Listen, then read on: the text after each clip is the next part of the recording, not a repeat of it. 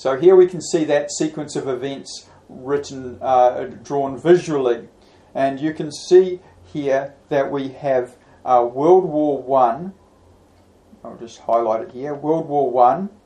And the Jewish people return after the Ottoman Turks are kicked out by the British forces led by Allenby, and he walks into Jerusalem. And so the Jews start to come into the land in much greater numbers. So they come in after judgment, after there's been trials and tribulations and the pogroms. They come back and the British clear the area. And 2 years later, I think it's 1919, or is it 19? I think it's 1919, the League of Nations comes about. So you can see that as God is gathering Israel together, also Babylon is coming together in prototype form.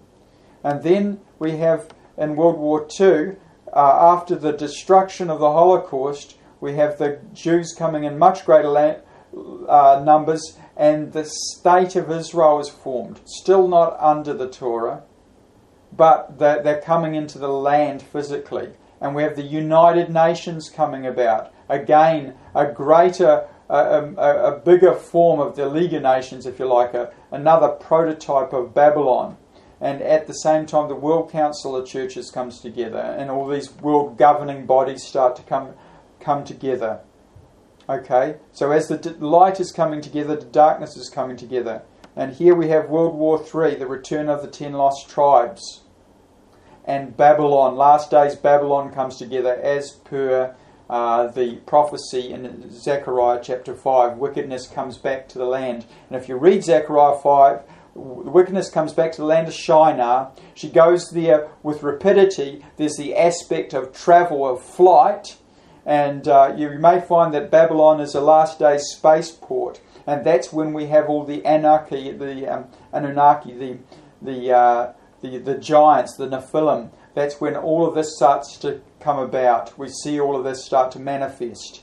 And we have space travel and all these sorts of things, because man is beginning to burst out of the cradle of the earth. So we have the separation of Israel from the nations, and the beginning and the coming together of the nations, not under Christ but under Babylon. But the kingdom is coming to Israel. And then there's going to be the Gog-Magog invasion, and then their destruction, the building of the third temple, not the fourth temple, and then Israel's dwelling safely and securely, and then she goes to sleep. And then Elijah returns, and the Antichrist appears. And I'm not too sure exactly where Elijah returns, but he returns before the great and terrible day of the Lord. He returns to bring the hearts of the fathers to the sons, and the sons to the fathers. The Antichrist appears at a time of falling away, right about here. And then we have the 7-year tribulation sometime after that. Now this timeline is not to scale, but it's to give you an idea that there are things coming that occur before the 7-year tribulation and the events in Revelation chapter 4 onwards that are in the Old Testament. And if you're not reading the Old Testament, you're going to miss out on what's coming now, the regathering of Israel and the re-establishment of the Davidic throne, among many other things. And I don't have time to go into the depths of teaching about the 7-year tribulation and the man-child and so forth. But hopefully you can see here that we're about here, where that arrow is. Just before Babylon comes together is the regathering of Israel. A regathering of Israel. As Israel comes together, so does Babylon. And then at a later stage, we're going to be multiplying, and Israel's going to be safe and secure, and then the bride's going to go asleep one more little time, just like it says in the Song of Songs. And it's going to take some trouble and tribulation to wake her up. Praise the Lord, she does wake up. And the good guys win in the end. So at about that time, it's time to wake up. And we're at a similar time where it's time to wake up. because we're going to see the destruction of America. America's not on the scene, but as it is today, it's not. But when you get to the Book of Revelation, you don't have America really amounting to anything. It's just another block of the 10 regions of the earth. It's just there's the North American Union coming together. So that America's just going to be one block, but it's going to be devoid of the lost tribes, just like Europe is devoid of it. Christian Europe, once it lost the lost tribes, it really didn't become. It's lost its religion, became godless. America's going to go the same way once the lost tribes leave. So wake up. So here's another view of the possible timelines. We have Jubilee cycles, and there's some differences of opinion of when they occur. But it could well be that 1917 and 1967 were Jubilee years. Because in 1917, the British pushed the Turks out of the Holy Land and secured a part of Jerusalem.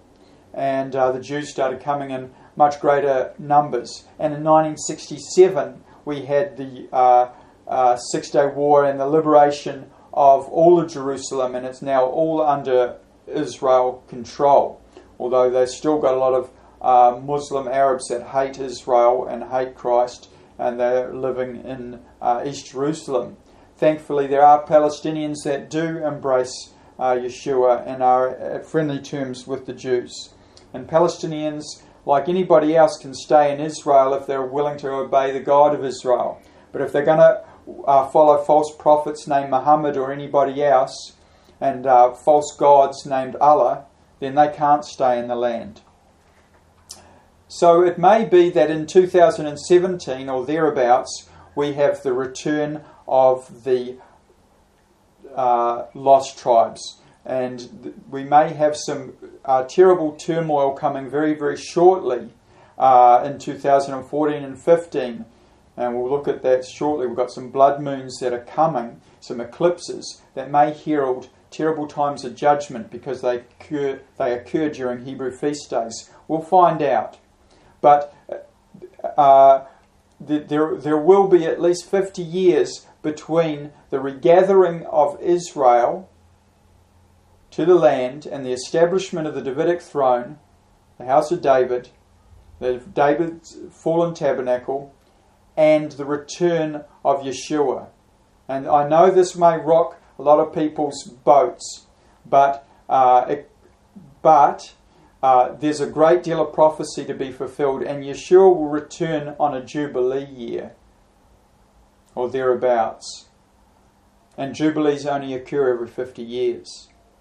So we're just about to enter another Jubilee if those other years of 1917 and 1967 were Jubilees. So there's a great deal of prophecy to be fulfilled, and the world has got to change. After World War I, the world changed. The political map changed. And after World War II, it even changed more drastically. Well, in World War III, it's going to change drastically again. And then we're going to begin to see the world that emerges out of World War III is going to be more the sort of world that we'll see in the book of Revelation. The last days sort of world, where we have Israel on one side and the nations gathering under Babylon. And the United Nations came about, and the League of Nations came about as a solution for the nations to bring peace. But it wasn't under the Prince of Peace. And so they can't bring any peace. And in the end, they just bind people up in red tape and forbid and turn against Israel. The United Nations has spent most of its time throwing accusations at Israel and try to tie them up in peace processes that don't bring peace. Only the Prince of Peace can bring peace. And only the Torah of Israel should lead the nations. First of all, Israel must follow it. That's why the lawless man is called the man of lawlessness, because he's against the Torah.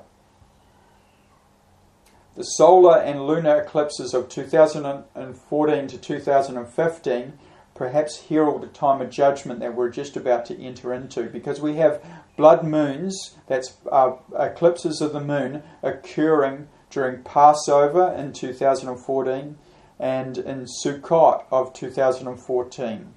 And we have, on the 1st of Nisan, we have that's the month of Passover.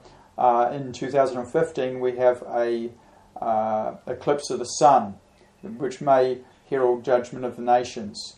And in 2015, we have another eclipse of the moon, and so forth, into 2015 into Sukkot, which is occurring on September the 28th in 2015. So this does tend to show us that perhaps judgment's coming, because it's very, very unusual. You don't get these lineups happening very much at all. But we'll find out. If it doesn't happen, maybe it means something else. But certainly, I strongly suspect that the world is rapidly moving towards judgment. America doesn't have too much longer to go in its present form before we enter into some very, very unstable times. And when America is no longer a superpower, then all the other major powers will be vying for top dog. So here's another view of those feasts, and we have the 4 lunar eclipses occurring. And I won't go into all of that, we've just read it, but it's there visually for you to perhaps pause the video and look at and write down. So these eclipses may herald judgment in general. They may portend to the raising up of the 10 lost tribes. Then again, they may not. Time will tell. But I'm watching them very closely, and I'm watching what's happening in the world. And most of all, I'm trying to hang on to the Lord, because trouble is coming, and the lost tribes are already waking up.